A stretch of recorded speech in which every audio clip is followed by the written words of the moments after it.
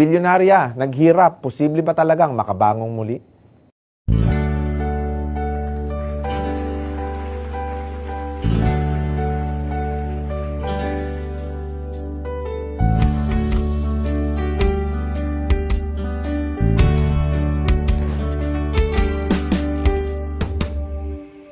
To believe, isang simpleng salita, pero ito ang pinakamakapangyarihang bagay na natutunan ko.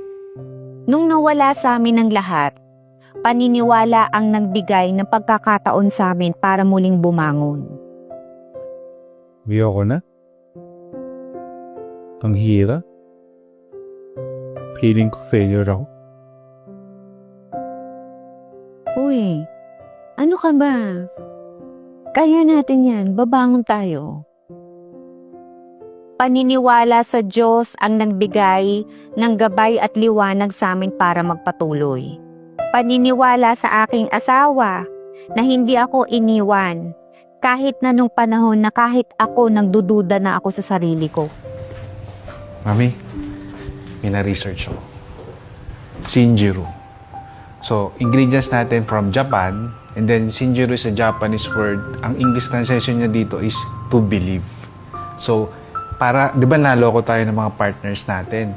Nakalimutan natin na magtiwala sa sarili natin. So, Shinjiro to believe is a reminder. Oo nga no, pwede rin siya maging reminder sa ibang tao to believe in themselves. Try natin. Shinjiro. Paniniwala sa anak ko na ibinigay ang sarili niyang ipon dahil naniniwala siya sa amin. Paniniwala sa mga customers, katrabaho, kaibigan, at pamilya na unang mga naniwala sa amin bago pa man di kami mapansin ng mundo. Naku ate, panigurado. Pipilahan to.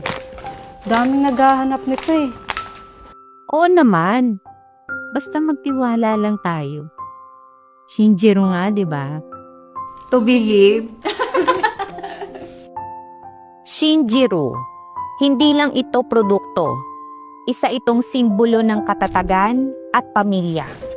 At para sa lahat ng mga dumadaan sa hirap at may pinagdadaanan, lagi nating tandaan, kung may pangarap ka, maniwala ka. Dahil ito ang unang hakbang mo tungo sa iyong tagumpay.